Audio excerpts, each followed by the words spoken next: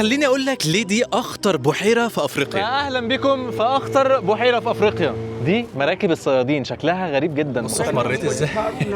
بطه مسلوقه.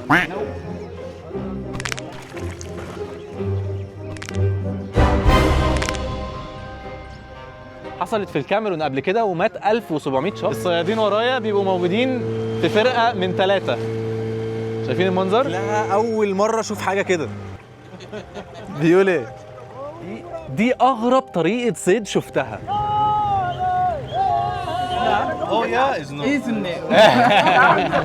هو الصراحه الطريق ممتع انك تتفرج عليه، بس طول ما انت ماشي بتشوف مظاهر حياه الناس اليوميه، اللي شايله ابنها على ظهرها، اللي تيجي رواندا سياحه علاجيه.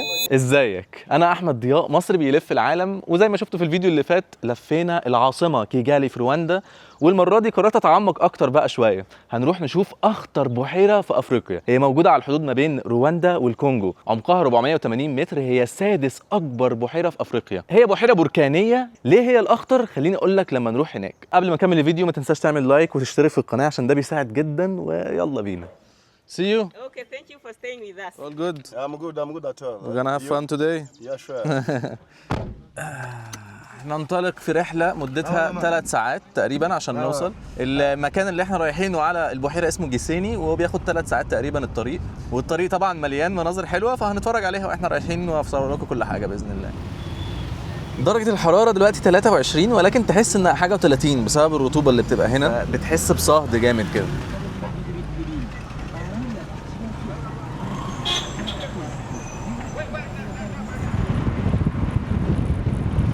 هنا في محطة أتوبيسات مشهورة جدا. محطة الأتوبيس دي تقدر تروح منها برضو بسعر قليل جدا، ولكن أنا أخدت العربية عشان صيام أول حاجة، وتاني حاجة بكرة أنا مسافر فمش عايز يحصل أي تأخيرات. هنا تقدر تشوف المدينة ازاي مبنية كلها على التلال، البيوت واصلة لغاية فوق. These are normal houses. بصوا المنظر.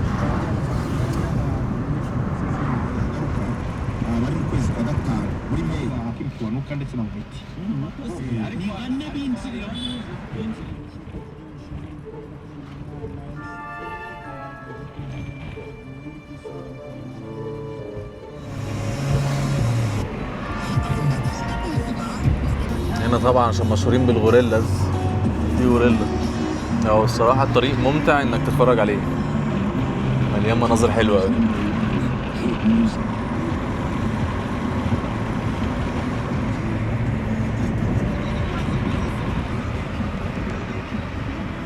مش عارف ابطل تصوير، كل شوية المنظر بيبقى حلو جدا.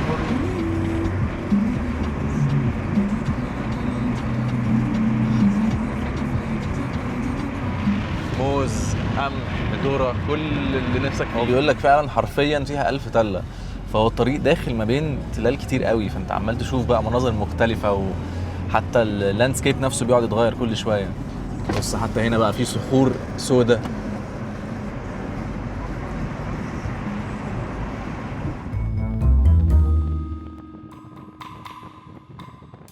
المقابر بتاعتهم عاملينها وسط الجبل. بصوا في بركانين، واحد هناك وواحد تاني هنا، وانت في الطريق في النص بتعدي على شوية مدن، فهتلاقوا الدنيا بتفضى وبعد كده بتزدحم بالناس كتير قوي وتفضى تاني وهكذا. احنا دلوقتي في وسط مدينة اسمها موسانزي. رواندا بيت ل5 براكين، فدايما تحت البراكين بتلاقي الارض خصبة جدا. الطريق كله لولبي، يعني تقعد تلف يمين وشمال يمين وشمال يمين وشمال. هنا في سوق محلي، بصوا بيبيعوا فيه الخرفان. اصلا السوق على فيو رهيب. طبعا انا مش لاحق ان انا اصور لكم كل حاجه، بس طول ما انت ماشي بتشوف مظاهر حياه الناس اليوميه، اللي شايله ابنها على ظهرها، اللي ماسك خرفان معيز، ناس اللي بتتحرك، صحاب، ناس طالعه من المدارس، اطفال، عائلات.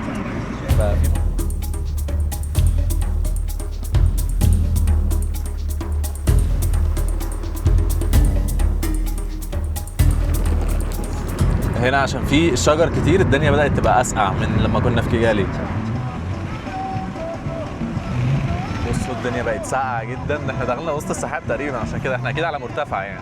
احب اقول لكم ان ده منظر البحيره. البحيره كبيره جدا، تحسها بحر مش بحيره طبيعيه يعني. هننزل دلوقتي افرجكم عليها، لكن البحيره مساحتها 2700 كيلومتر مربع، ضخمه جدا، تقريبا قد محافظه في مصر مثلا. حاليا احنا ماشيين على البحيره بندور على صيادين محليين عشان اتكلم معاه، اقول له حاول ينزلني مثلا 30 دقيقه ولا حاجه اصور ونرجع تاني. هو طبعا بيساعدني ان انا الاقيهم واتكلم معاه.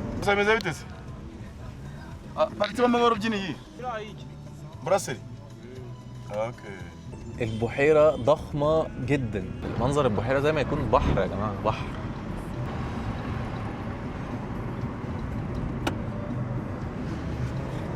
هنا عندك في ناس بتاخد مراكب سياحية طبعا، تورز وينزلوا بيها، بس مش ده اللي انا عايزه. في هناك شايفين المراكب الخشب اللي هناك دي الصيادين الحقيقيين بقى،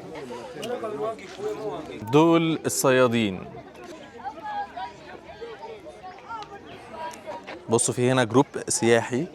مولاهو How are you? Nemeza. You can take me fishing or not? Yeah, fishing. Wow, what's your name? Igor. Igor. Yes. You look man, you look tall. How old are you? 18. ايه؟ ده 18 سنة يا جماعة، بس قد ايه؟ This is a school trip or what? Yeah, it's a school trip. School trip? You guys are in school? Yeah, high school. High school, okay. Sini and Keza. Kenzie? Keza. Keza. And Sini? What's the fish? Nice to meet you guys, huh? What's the page? أحمد ضياء. Look it up. Look it up. بيتفرجوا على اليوتيوب. بدأوا يتجمعوا. How are you, man? What's your name? Nicholas. Nicholas? Nice to meet you, Nicholas. Which country? Egypt. Oh, I'm from Uganda. Uganda? You're from Uganda? I'm going tomorrow. Oh, you're going there to Yes, Uganda? for Going the today? tomorrow. Oh, that's No, tomorrow you're going to Uganda. Yes. Nice to meet you, man. Let's go, guys. Let's go. دلوقتي في مرحلة تفاوض، بحاول ب 20 دولار اني اخد. طبعا ما ينفعش تروح معاهم، ليه بقى؟ هما بيقعدوا الليل كله يصطادوا، فانت بتاخد مركب صغيرة تروح عندهم تشوفهم وترجع تاني. يعني انا قعدت احاول اتفاهم معاهم، فده اللي فهمته. عندك هنا بقى في هوت سبرينجز، ينابيع سخنة تقدر تخش تنزل فيها جنب البحيرة. ليه؟ لان هي بحيرة بركانية، ففي ينابيع سخنة. جوه بقى هشرح لكم ليه هي الاخطر. والدخول بيبقى بحوالي 2 دولار تقريبا. مولاهو. You're fasting. Yeah. Me too. رمضان كريم. عبد الكريم. عبد الكريم هنا صايم. في البير هو اللي خدني هنا. عايز اقول للناس لما تيجي كونتاكت في البير، هيلففكم اماكن حلوه. مولاهو. Nemeza. Oh, so many people. Desire? Yeah. Very nice name, man. Thank you. This is the source. ده مصدر الينبوع كله بيطلع من هنا. درجة حرارته 75 درجة مئوية. فبيحطوا بيض 45 دقيقة ياكلوه. If you want to feel it, you can go to touch and feel. اوكي. اوف ده سخنة جدا، يا نهار اسود. مش طبيعية، سخنة جدا جدا بزيادة يعني. فهنا بيقول لك دي بيستخدموها علشان علاج لجسمهم. المية السخنة دي بتعالج الظهر، باك بين، رايت باك بين اند وات Weak muscle. بيقول لك بقى ممكن بيوفروا هنا انك تخش تعمل مساج ويعمل لك مود باث، حمام طينة. اوكي.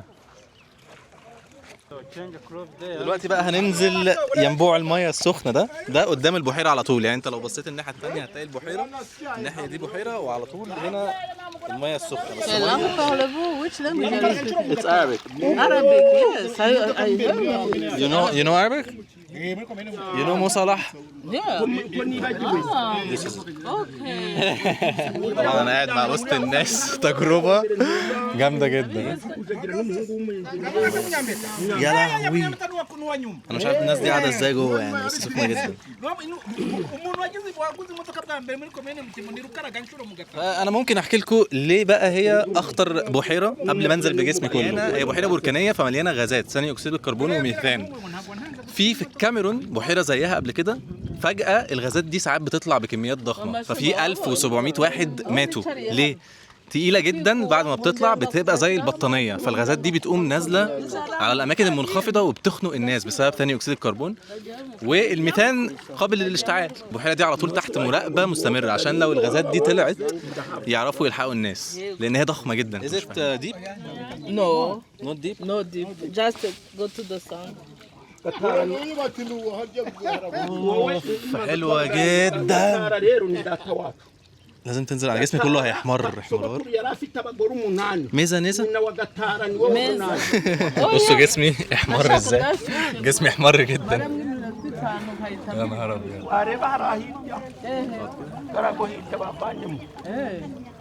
Nio meza. Oya. اويا ايه ده اويا يا انجلش Oya. اويا از نو Isn't it? واتس رونج وذ اويا Oh, yeah. That means no. اتس ريلي ريلاكسنج. بصوا احمريت ازاي. بطه مسلوقه. الصيادين اللي انا عايز اطلع معاهم جوه البحيره بيطلعوا تقريبا على الساعه 5، فانا لسه قدامي ساعه، فجيت انزل في ينابيع المايه السخنه دي. فهي بحيره بركانيه والناس عادي متعايشين جدا، بينزلوا يصطادوا وياكلوا ويعوموا وكل حاجه. كل السمك اللي موجود في كيجالي شفناه في السوق طالع من بحيره كيفو اللي ورايا دي. من الاختيارات اللي موجوده او الخدمات انك تعمل مساج، فانا قررت اعمل مساج بيعملوه ب 20,000، يعني حوالي $15 او الطين مفيد هنا، الطين البركاني ده ما اعرفش ده مفيد ولا لا، بس انا قلت ادلق يا باشا ميه سخنه يا باشا. يا سلام جامد. هنا تقدر بقى تقعد تعمل مساج على البحيرة، والله رايقة. المساج ب 20,000 فرنك رواندي. الله.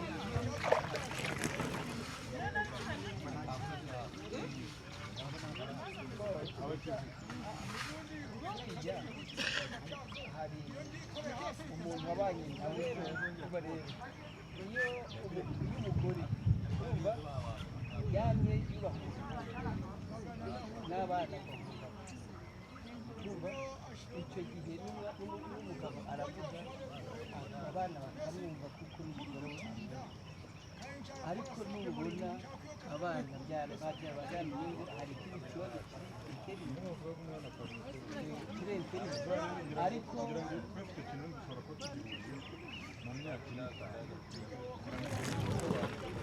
ariko ubu ngubu akaba ari bwo ubasha kubona igisobanuro bino kuri iyo myaka icyo nari ngiye kuvuga rero iyo ukoze ikintu kiri imbere y'umwana ubwo mama we niwe wamutwise ni nawe wamufashe bwa mbere akimubyara ni nawe bamaranye ya misi n'ingano imisi igihumbi baravuga ngo umwana amenya icyo cyane ntamenya icyaha hari icyase yonse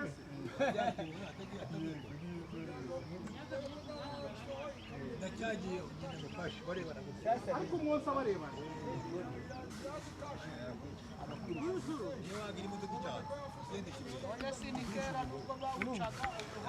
ni ukuvuga ngo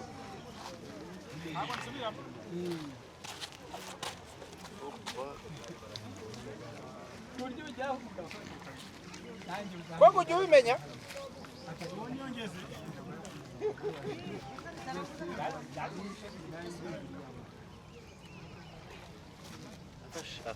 لا انا اهو اوكي ليتس جو.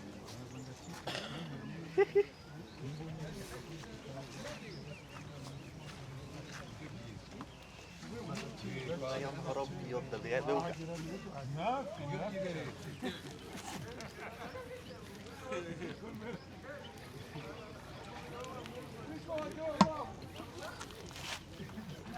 بتعمل مساج وبعد كده بيقوم دهنك كلك بالطينه البركانيه من الينبوع، وبعد كده بعد 10 دقايق تنشف وتنزل الميه هنا عشان تغسل نفسك. شوفي منظري بقى عامل زي الزومبي. بحيره هنا بس بصوا منظري بقى عامل ازاي زومبي. ممكن بعد ما تخلص المساج بتيجي تقعد زي الراجل كده بيدفنك تحت الطينه عشان ظهرك الرمل. ممكن انت تعملها لو عايز، بس انا مش حاسس ان انا عايز اعملها الصراحه. فتمام كده، خليني زومبي وخلاص. باتريك هو اللي يعمل لكم مساج.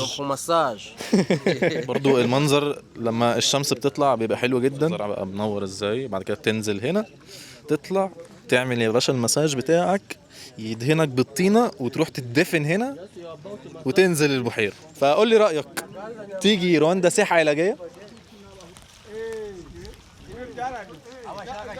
خلصنا مرحله الزومبي وداخلين بقى على The big one have the big tree. this is the one that, It's like the fisherman the one. fisherman. The fisherman put it the net down. yes. When there is a time for do like this. المركب دي تروح وراهم عشان هم بيفضلوا قاعدين طول اليوم، فانت بتروح تشوف وترجع بس. Yeah. I'm ready. See first.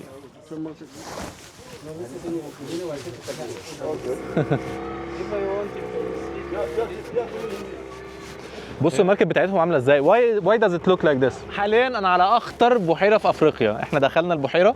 بصوا دي مراكب الصيادين، شكلها غريب جدا مختلف عن اللي انا اعرفه. معرفش ايه الحاجات اللي طالعه منها دي، لو حد عارف يقول لي. نيزا بصوا عامله ازاي. بيقول لك دي بتاعت فريق، يعني عشان 3 مربوطين في بعض بيركبوا كلهم مع بعض ويطلعوا الشبك، عشان هم بيرموا الشبك ويطلعوه. ده هناك برضو فريق تاني، هو بيقول لك فانتوا شايفين البحيره تحسها بحر ضخمه جدا وعليها ريزورتات وعلى هضاب. هنا الميثان اللي بيطلع من تحت بيولدوا منه كهرباء رواندا، ولكن زي ما قلت لكم هي الاخطر بسبب ان الغازات دي كلها ممكن تطلع فجاه وتخنق الناس. مراهو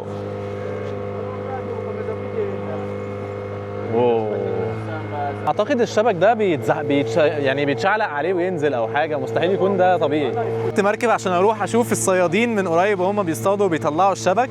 المراكب بتاعتهم شكلها مميز جدا، اول مره اشوف المنظر ده. وبيمشوا في فرق، يعني بيمشوا 3 مراكب جنب بعض.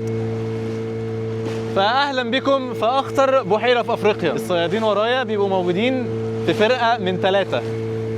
شايفين المنظر؟ شكلها اول مره اشوف حاجه كده. ايه ده؟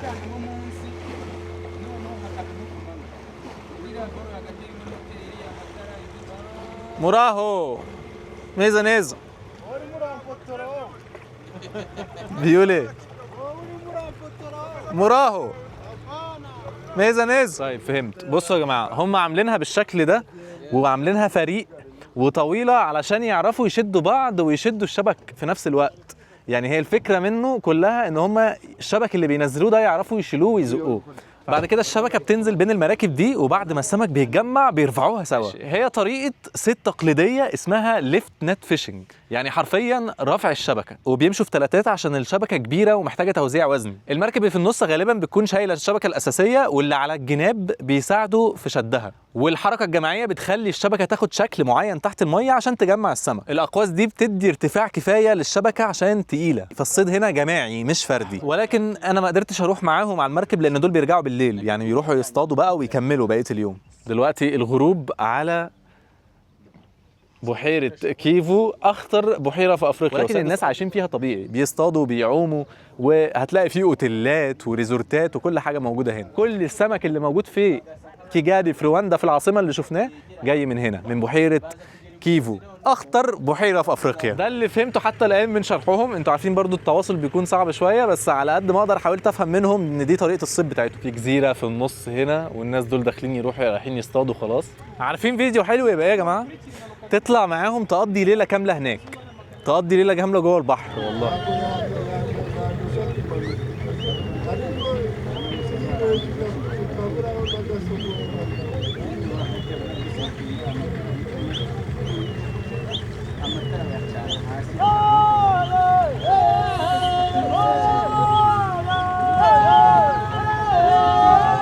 واو. بصوا الجمال.